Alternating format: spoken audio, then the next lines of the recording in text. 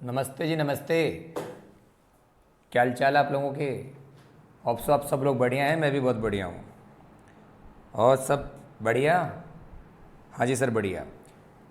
देखिए, मैंने पिछले वीडियो में आपको ग्रेचुटी के प्रोविजंस समझाए थे कि ग्रेचुटी एम्प्लॉय के लिए टैक्सेबल होगी या एग्जेम्प्ट होगी। मैंने ये भी बताया था रिटायरमेंट से पहले ग्रेचुटी मिलेगी तो पूरा अमाउंट टैक्सेबल होगा, चाहे कोई सा भी एम्प्लॉय हो। रिटायरमेंट के बाद ग्रेचुटी मिलती है तो उस ग्रेचुटी पर एग्जम्पशन दिया जाएगा। और एग्जम्पशन देने के 3 सेक्शन बताए थे, 10-10-1, 10-10-2, 10-10-3। रिटायरमेंट के बाद वाली ग्रेचुटी पर आपको पक्का एग्जम्पशन मिलेगा, चाहे एग्जम्पशन 10-10-1 से मिले, चाहे 10-10-2 से मिले, चाहे 10-10-3 से मिले। तो आज अपन ग्रेचुटी के प्रोविजंस को और समझने के लिए प्रैक्टिकल क्वेश्चन करने जा रहे हैं। ठीक सर? ठीक है बेटा। चलिए भैया, क्वेश्चन नंबर 1 है और ये है भाई साहब, calculate gross salary for the assessment year है 21-22। नंबर 1 है, mister X is government employ. ये गवर्नमेंट में नौकरी करता है, गवर्नमेंट एम्प्लॉय। इसकी बेसिक सैलरी है 20,000 पर मंथ। उसके बाद में इसको बोनस मिलता है 1,000 रुपये पर मंथ। डीए मिलता है, इन्फ्लेशन के लिए डीए मिलता है एम्प्लॉय को, महंगाई के लिए डीए मिलता है। डीए मिलता है 2,000 पर मंथ। बेसिक है, बोनस है, डीए। आगे बढ़े, उसके बाद में इसको ग्रेचुटी भी मिली है। ग्रेचुटी मिली है इसको 40,000 रुपये की, 40,000 की। ये क्वेश्चन है और आपसे पूछा गया है ग्रॉस सैलरी फाइंड आउट कीजिए। आंसर लिखेंगे ग्रॉस सैलरी जो पूछा वही निकालेंगे। Gross salary for the assessment year 21-22। Gross salary for the assessment year 21-22। मैं आपको एक बात बताना चाहता हूँ। देखिए बेटा, असेसमेंट ईयर तो 21-22 है, लिखा जाएगा 21-22, लेकिन स्टेटमेंट में जो भी इनकम आएगी वो आएगी प्रीवियस ईयर 20-21 की। यानी लिखा जाएगा 21-22, असेसमेंट ईयर होगा 21-22, लेकिन स्टेटमेंट के अंदर जितने भी इनकम शामिल होगी वो सारी की सारी इनकम प्रीवियस ईयर 20-21 की होगी। क्लियर है? क्योंकि 20-21 की इनकम पर ही टैक्स जाता है 21-22 में। प्रीवियस ईयर में अपन जो इनकम कमाते हैं वो टैक्सेबल होती है असेसमेंट ईयर में, इसलिए लिखा जाएगा असेसमेंट ईयर 21-22, लेकिन स्टेटमेंट के अंदर जो भी इनकम आती है वो सारी इनकम आएगी प्रीवियस ईयर 20-21 की। बाबू क्लियर है? हाँ सर क्लियर है। तो देखिए जरा, पहली इनकम है, गवर्नमेंट एम्प्लॉई है, पहली इनकम है बेसिक सैलरी। और आप सभी लोग जानते हैं बेसिक सैलरी टैक्सेबल होती है। बेसिक सैलरी 20,000 पर मंथ है, तो 20,000 पर मंथ है, 12 महीने की हो जाएगी 2,40,000 रुपये। और बेसिक एम्प्लॉय के लिए टैक्सेबल होती है, चाहे कोई सा भी एम्प्लॉय हो। उसके बाद लिखेंगे बेसिक के बाद मिलता है बोनस। बोनस भी मिला है और बोनस मिलता है इसको, बोनस मिलता है 1,000 पर मंथ, तो 12 महीने को हो जाएगा 12,000 रुपये। बेसिक भी टैक्सेबल है, बोनस भी टैक्सेबल है। उसके बाद इसको मिला है डीए। डीए मिलता है एम्प्लॉय को 2,000 पर मंथ। तो बेसिक भी टैक्सेबल है, बोनस भी टैक्सेबल है और डीए भी टैक्सेबल है। डीए जितना भी मिलता है फुल्ली टैक्सेबल होता है, चाहे कोई सा भी एम्प्लॉय हो। तो बेसिक भी टैक्सेबल होती है, बोनस भी टैक्सेबल है, डीए भी टैक्सेबल है। अब आप बताइए मेरे को, कल मैंने आपको प्रोविजन समझाए थे ग्रेचुटी के। ग्रेचुटी मिली है, ग्रेचुटी मिली है 40,000 की। और इस क्वेश्चन में दूर दूर तक रिटायरमेंट का जिक्र नहीं है। इस क्वेश्चन में दूर दूर तक रिटायरमेंट का जिक्र नहीं है। तो बताइए, इसका मतलब ग्रेचुटी रिटायरमेंट से पहले मिली है, और रिटायरमेंट से पहले मिलेगी तो वो ग्रेचुटी फुल्ली टैक्सेबल होगी, चाहे एम्प्लॉय गवर्नमेंट का हो चाहे कोई सा भी हो। मैंने बोला इस क्वेश्चन में दूर दूर तक रिटायरमेंट का जिक्र नहीं है, इसका मतलब भाई नौकरी कर रहा है। इसका मतलब कर्मचारी अभी नौकरी कर रहा है, सर्विस कर रहा है, और हमने कहा था रिटायरमेंट से पहले ग्रेच्युटी मिलेगी। रिटायरमेंट से पहले ग्रेच्युटी मिलेगी तो फुल्ली टैक्सेबल होगी, चाहे कोई सा भी एम्प्लॉई हो। बाबू क्लियर है? हाँ सर क्लियर है। तो ग्रेच्युटी फुल्ली टैक्सेबल होगी 40,000 रुपये। अब इन सब का आप टोटल करेंगे और इसी टोटल को बोलेंगे अपन ग्रॉस सैलरी। क्या बोलेंगे? Gross salary. तो सबका टोटल कर लीजिए, 240 और 40 280, 280 और 12 280 और 12 292, 292 और प्लस करेंगे इसमें, प्लस कर दीजिए 24,000। तो ग्रॉस सैलरी आ जाएगी 3,16,000। एम्प्लॉय की ग्रॉस सैलरी होगी 3,16,000। 240 की बेसिक है, 12 का बोनस है, 24,000 का डीए है और ग्रेच्युटी मिली 40,000 की। इस प्रकार से 3,16,000 रुपये ग्रॉस सैलरी एम्प्लॉय के हैंड में टैक्सेबल हो जाएगी।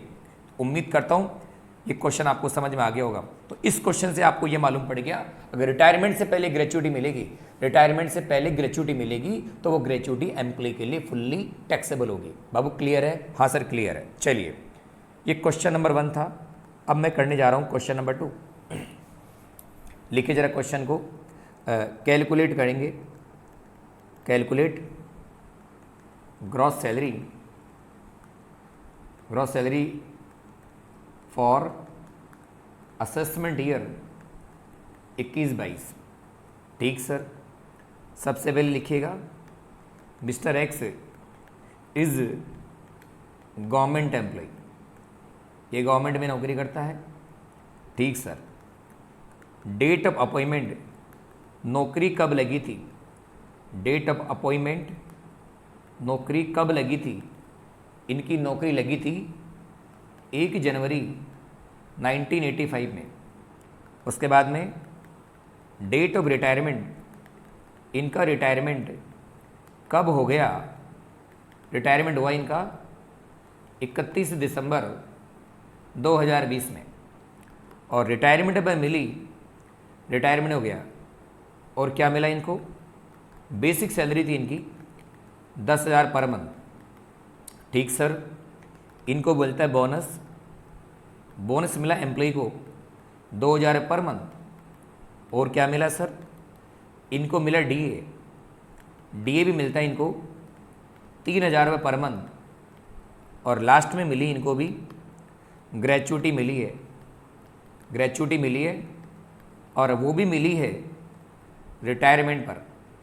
गवर्नमेंट एम्प्लॉय को रिटायरमेंट पर ग्रेच्युटी मिली है और वो मिली है 10 लाख रुपए, 10 लाख रुपए। ये क्वेश्चन है और इस क्वेश्चन से अपन को ग्रॉस सैलरी फाइंड आउट करनी है। तो आइए जरा आंसर में, आंसर लिखेंगे सभी लोग। लिखिएगा gross salary for assessment year 21-22। Assessment year होगा 21-22। अब आप मेरे को जवाब दीजिए। अभी मैंने बताया था असेसमेंट ईयर 21-22 है, असेसमेंट ईयर 21-22 है, लेकिन स्टेटमेंट के अंदर जितनी भी इनकम आएगी वो सब आएगी प्रीवियस ईयर 20-21 की। स्टेटमेंट के अंदर जितनी भी इनकम आएगी वो सारी की सारी इनकम होगी प्रीवियस ईयर 20-21 की। क्लियर है? हाँ सर क्लियर है। तो सबसे पहले नोट करेंगे basic salary, basic salary note करें। और बेसिक सैलरी है 10,000 पर मंथ। 20-21 की बेसिक सैलरी ले, सब कुछ 20-21 का लेना है। मैंने बोला लिखा जाता है असेसमेंट ईयर 21-22, लेकिन स्टेटमेंट के अंदर जितनी भी इनकम आती है वो सारी इनकम आएगी प्रीवियस ईयर 20-21 की। बाबू क्लियर है? हाँ सर क्लियर है।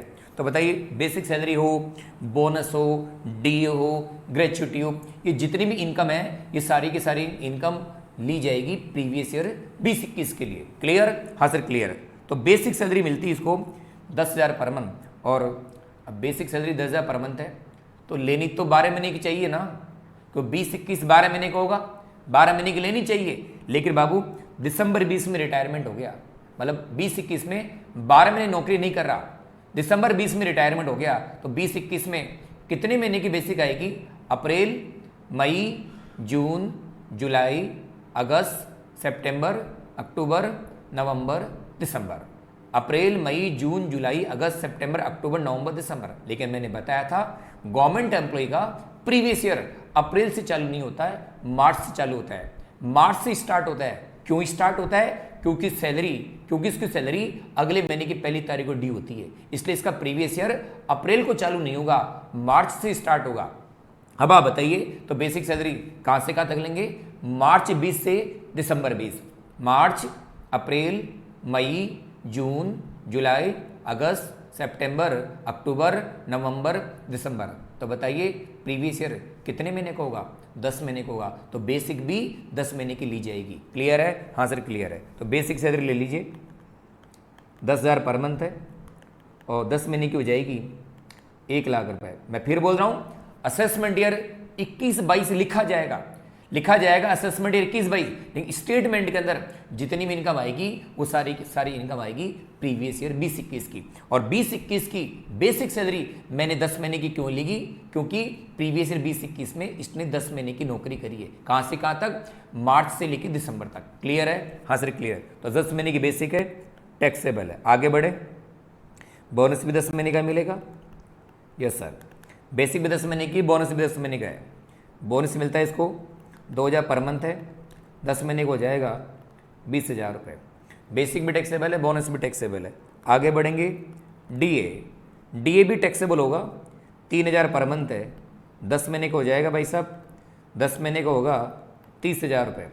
बेसिक भी टैक्सेबल है, बोनस भी टैक्सेबल है, डीए भी टैक्सेबल है, सब टैक्सेबल है। 10 महीने का लेंगे क्योंकि प्रीवियस ईयर 20-21 में इसने 10 महीने की नौकरी करी है। क्लियर है? हाँ सर क्लियर है। अब आइए आगे जरा, अब ग्रेचुइटी मिली रिटायरमेंट में, ये ग्रेचुइटी मिली है और वो भी मिली है रिटायरमेंट पर, यानी दिसंबर 20 में इसका रिटायरमेंट हुआ था और रिटायरमेंट पर इसको ग्रेचुइटी मिली 10 लाख रुपए। और हमने कल ही बताया था रिटायरमेंट के बाद ग्रेचुइटी गवर्नमेंट एम्प्लॉय को मिलेगी, रिटायरमेंट के बाद ग्रेचुइटी गवर्नमेंट एम्प्लॉय को मिलेगी तो फुल्ली एग्जेम्प्ट होगी अंडर सेक्शन 10(10)(1), फुल्ली एग्जेम्प्ट होगी अंडर सेक्शन 10(10)(1). कैसे एग्जाम्पशन देंगे? आइए जरा, ग्रेचुइटी मिली है 10 लाख रुपए, इसको आप अंदर लिखिए और पूरा अमाउंट एग्जाम्प्ट करेंगे। गवर्नमेंट एम्प्लॉय को ग्रेचुइटी मिलेगी तो पूरी एग्जाम्प्ट है, पार्टली नहीं होगी, पूरी एग्जाम्प्ट है। अंडर सेक्शन एग्जाम्प्ट होगा ये मामला अंडर सेक्शन 10(10)(1) में। सरकारी कर्मचारी को रिटायरमेंट के बाद ग्रेचुइटी मिलती है, रिटायरमेंट के बाद ग्रेचुइटी गवर्नमेंट एम्प्लॉय को मिलेगी तो पूरी की पूरी एग्जाम्प्ट होगी। 10 लाख की मिली है, 10 लाख एग्जाम्प्ट हो गए।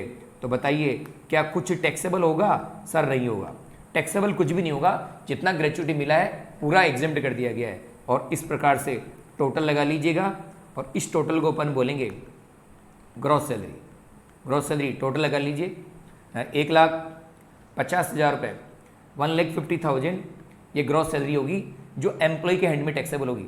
1 लाख की तो बेसिक सैलरी है, 20,000 का बोनस है, 30,000 का डीए और ग्रेचुइटी जितना मिला है पूरा एग्जाम्प्ट कर दिया। तो इस प्रकार से ग्रॉस सैलरी आ जाएगी 1.5 लाख रुपए। कितनी आएंगी?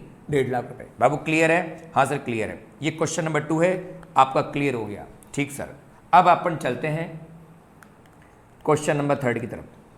स्टार्ट करें? हाँ सर करो। कैलकुलेट करेंगे gross salary for assessment year 21-22। Gross salary find out करेंगे असेसमेंट ईयर 21-22 के लिए। ठीक सर, सबसे पहले लिखें, ये मिस्टर एक्स है, ये प्राइवेट एम्प्लॉई है,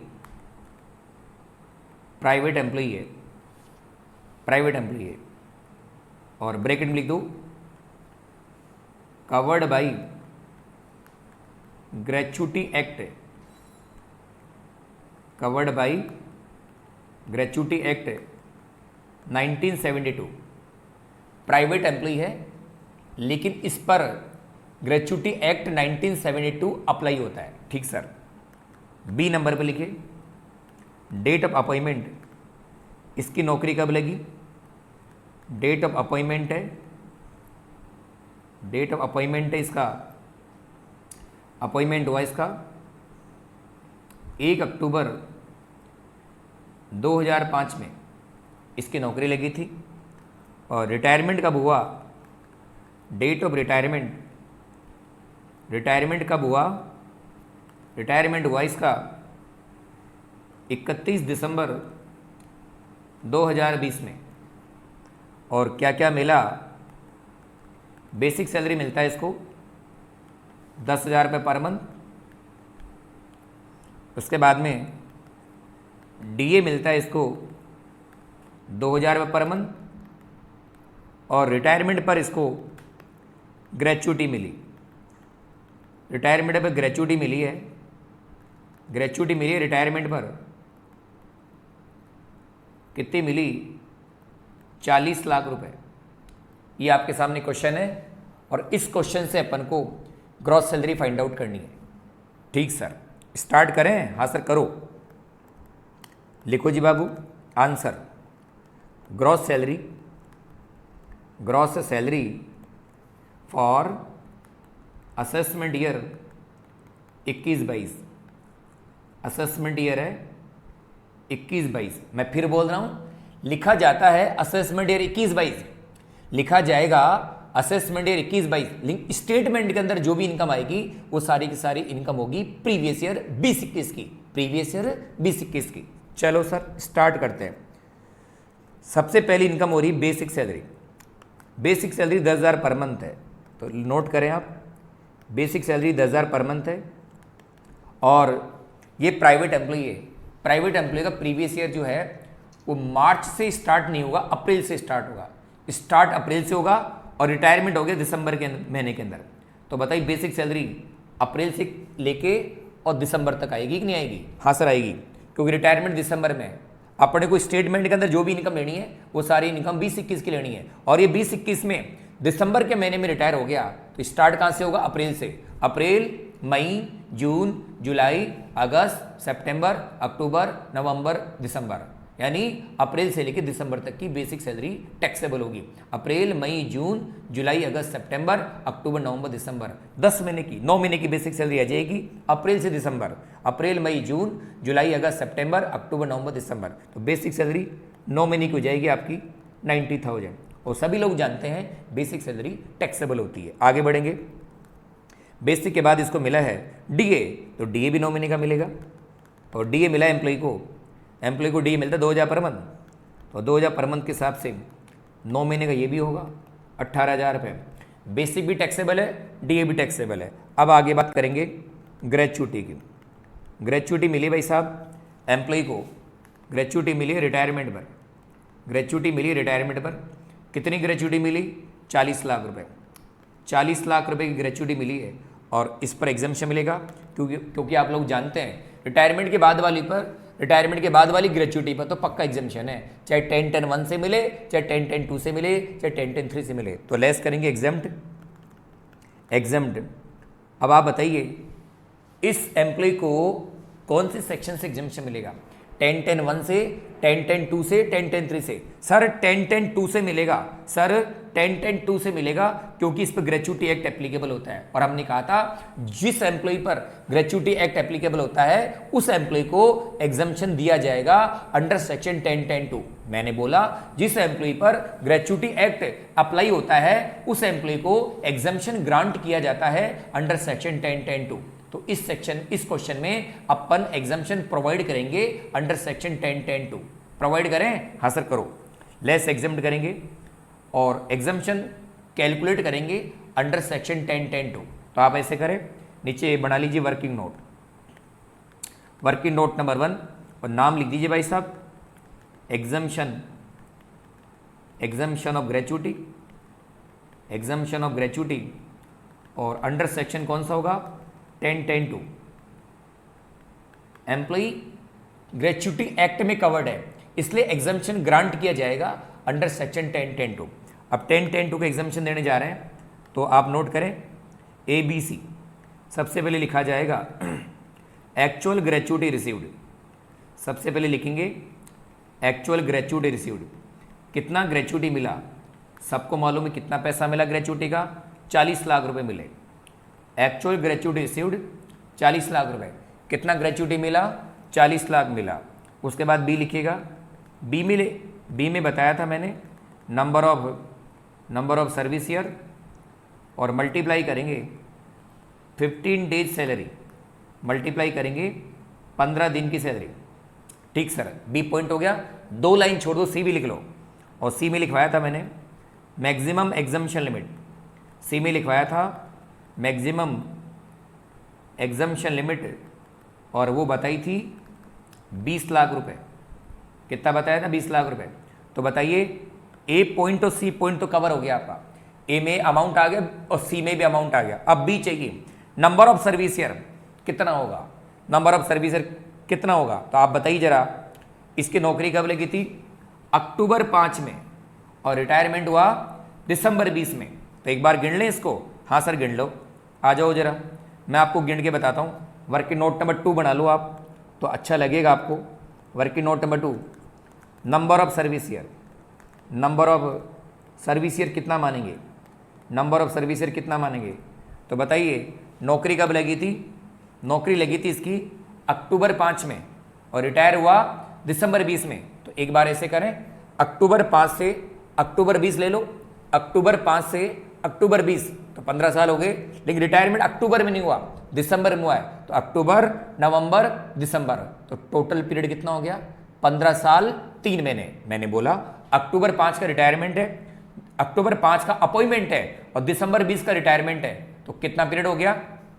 अक्टूबर 5 से अक्टूबर 20 कर लो, अक्टूबर 5 से अक्टूबर 20, 15 साल पूरे हो गए। लेकिन रिटायरमेंट अक्टूबर में नहीं हुआ, दिसंबर में हुआ है। तो अक्टूबर, नवंबर, दिसंबर, यानी नंबर ऑफ सर्विस ईयर हो गया 15 साल 3 महीने। नोट करो आप भी, नंबर ऑफ सर्विस ईयर हो गया 15 साल, 15 साल और कितना हो गया? 15 साल एंड हो गए भाई साहब 3 महीने, 3 महीने हो गए। लेकिन मैंने कहा था अगर डिफरेंस महीनों में आता है तो 6 महीने या इससे कम को छोड़ दिया जाएगा। तो बताइए एग्जम्पशन के लिए 10-10-2 में नंबर ऑफ सर्विस ईयर 15 साल 3 महीने माने जाएंगे या 15 साल माने जाएंगे? सर 15 साल माने जाएंगे। तो नंबर ऑफ सर्विस ईयर माने जाएंगे 15 साल। तो आप भी नोट कर लीजिए ऊपर, नंबर ऑफ सर्विस ईयर हो गए 15 साल। अब आपको क्या चाहिए? 15 दिन की सैलरी भी चाहिए। कैसे निकालेंगे? आ जाओ वर्किंग नोट नंबर 3 में 15 डेज सैलरी कंप्यूट करेंगे। 15 डेज सैलरी कंप्यूट करने जा रहे हैं, और मैंने कहा था 15 दिन की सैलरी निकालने के लिए आखिरी महीने को बेस मानेंगे। 15 दिन की सैलरी निकालने के लिए आखिरी महीने की सैलरी को बेस मानेंगे। आ जाइए, तो आखिरी महीने का लेंगे बेसिक, आखिरी महीने का लेंगे डीए, और डीए बताया था मैंने ऑलवेज। ऑलवेज का मतलब है डीए रिटायरमेंट बेनिफिट में शामिल है तब भी लेंगे, और रिटायरमेंट बेनिफिट में शामिल नहीं है तब भी लेंगे। आखिरी महीने का बेसिक लेंगे और आखिरी महीने का डीए हमेशा लेंगे। आखिरी महीने का बेसिक, आखिरी महीने का डीए, और अपोन करेंगे 26 और मल्टीप्लाई करेंगे 15। तो ऐसा करेंगे तो 15 डेज सैलरी आ जाएगी। आखिरी महीने का बेसिक है, आखिरी महीने का डी है, अपोन करेंगे 26 और इंटू करेंगे 15। ऐसा करने से 15 दिन की सैलरी कैलकुलेट हो जाएगी। ठीक है, आखिरी महीने का बेसिक कितना है बताइए? आखिरी महीने का बेसिक 10,000 है सर। हेलो, आखिरी महीने का बेसिक 10,000 है। आखिरी महीने में डीए कितना मिलता है? आखिरी महीने में डीए मिलता है 2,000 रुपये। 2,000 रुपये आखिरी महीने का बेसिक, आखिरी महीने का डीए, अपोन करेंगे 26 और इंटू करेंगे 15। कैलकुलेट कर लो भाई साहब। 10,000 प्लस करेंगे 2,000, ये हो गया 12,000, अपोन करेंगे 26 और इंटू करेंगे 15। तो ये आ गया भाई साहब 6923। 15 दिन की सैलरी आ गई 6923, और इसको आप ऊपर ले जाइए, ऊपर ले जाइए 6923 और 15 से गुणा करिए। नंबर ऑफ सर्विस ईयर को 15 दिन की सैलरी से मल्टीप्लाई करिए, तो बी पॉइंट का कैलकुलेशन आ जाएगा। 15 मल्टीप्लाई करें 6923, तो ये आ जाएगा 103845, 103845।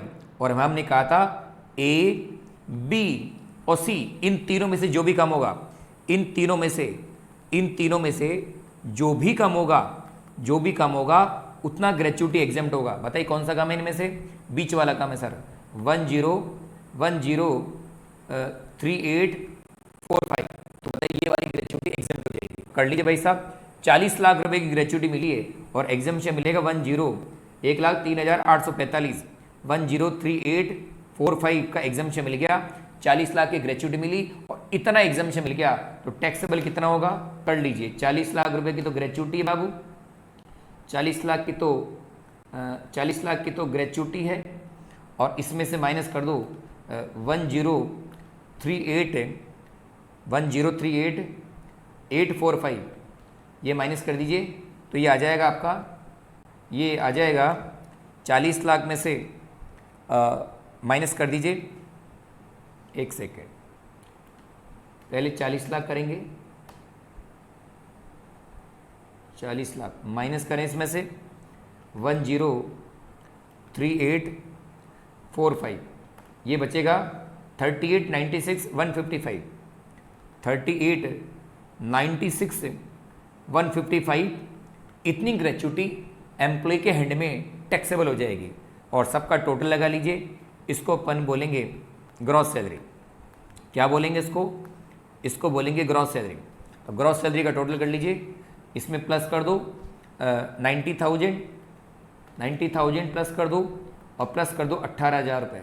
तो ये हो गया मामला, आपकी ग्रॉस सैलरी आ जाएगी 40,04,155, 40,04,155 रुपये।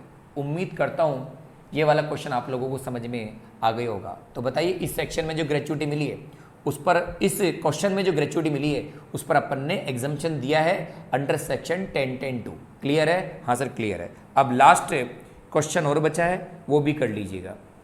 क्वेश्चन नंबर है 4th, कैलकुलेट करेंगे gross salary for assessment year 21-22। Calculate gross salary for assessment year होगा 21-22। ठीक सर, सबसे पहले लिखेंगे mister X is private employ, ये प्राइवेट नौकरी करता है। ठीक है सर। उसके बाद लिखेंगे डेट ऑफ अपॉइंटमेंट, इसकी नौकरी कब लगी थी? इसकी नौकरी लगी थी भाई साहब, लगी थी 1 अक्टूबर 2008 को। 1 अक्टूबर 2008 को अपॉइंटमेंट है। रिटायरमेंट भी हो गया। डेट ऑफ रिटायरमेंट क्वेश्चन में गिवन है। रिटायरमेंट हुआ इसका 1 दिसंबर 2020 को रिटायर हो गया। क्या क्या मिला? बेसिक सैलरी मिली 5,000 रुपये पर मंथ। ठीक सर। और क्या मिला? इसको बोनस मिलता है 1,000 रुपये पर मंथ। बोनस मिला 1,000 पर मंथ। सर और क्या मिला? और क्या मिला बता रहे हैं ना, और क्या मिला? और इसको मिला है डीए मिलता है 1,000 पर मंथ। और लास्ट में इसको मिली है ग्रेच्युटी मिली है रिटायरमेंट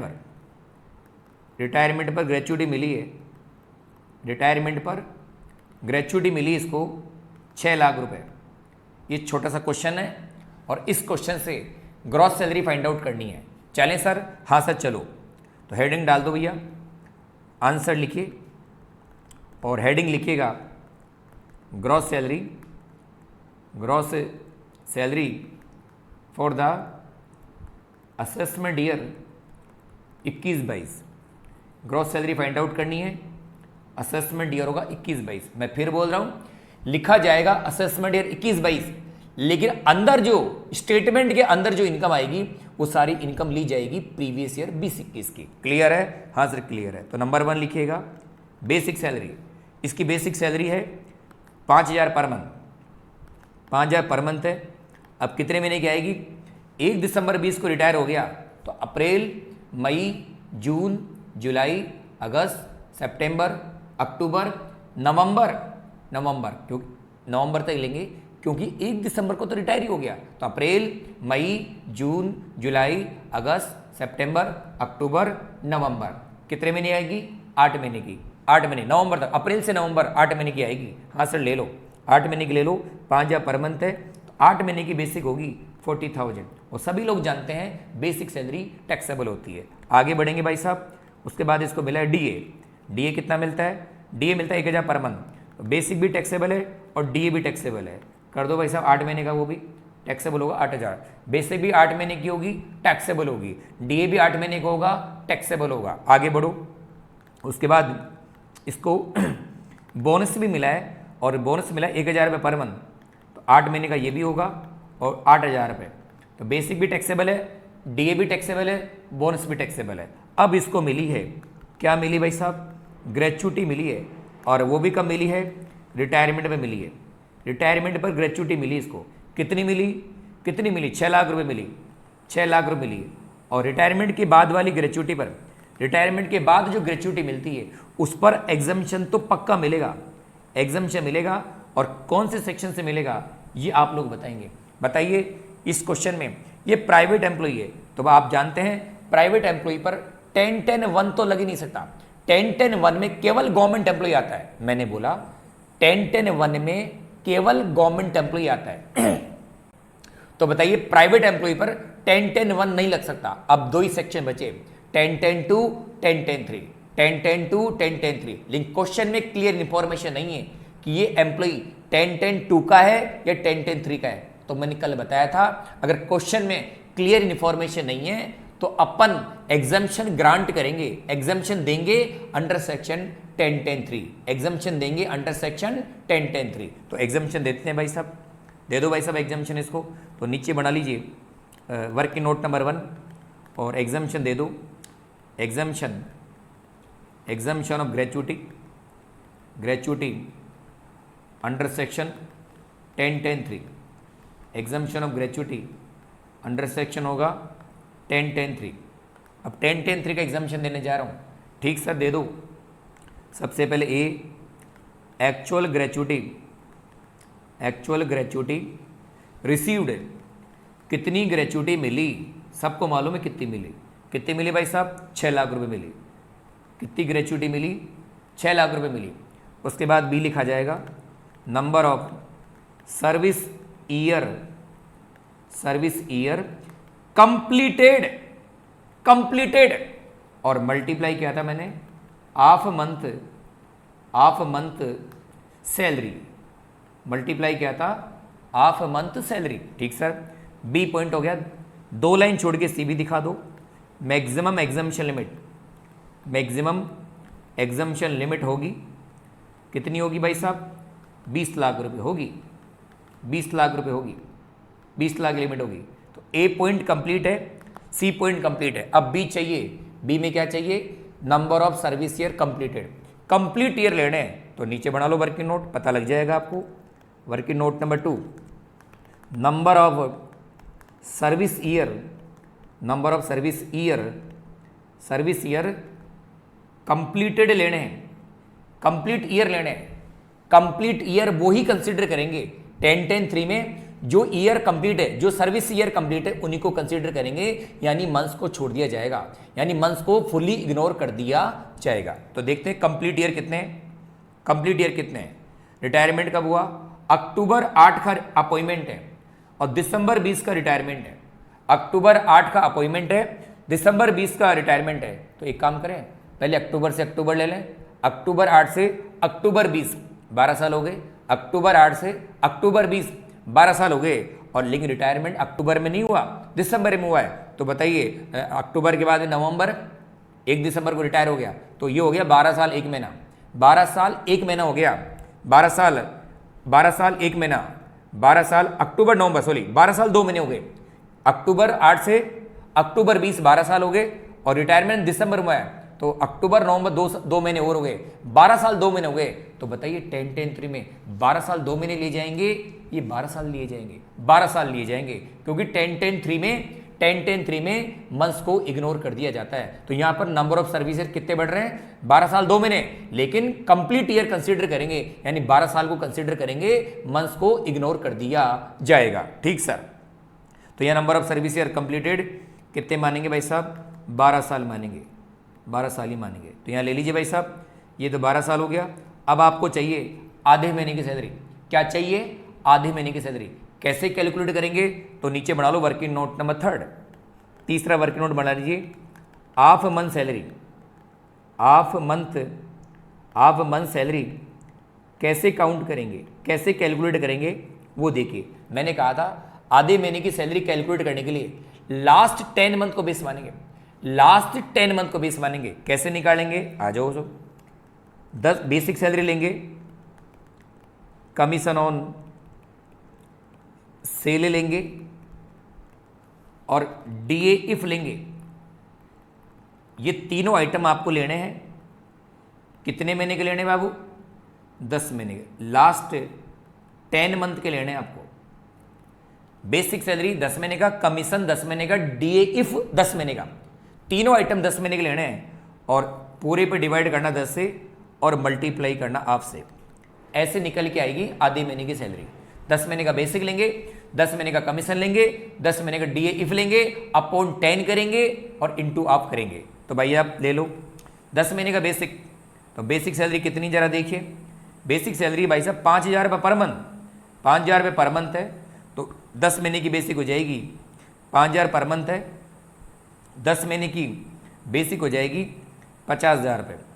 5,000 पर मंथ है, 10 महीने की बेसिक हो गई 50,000 रुपये।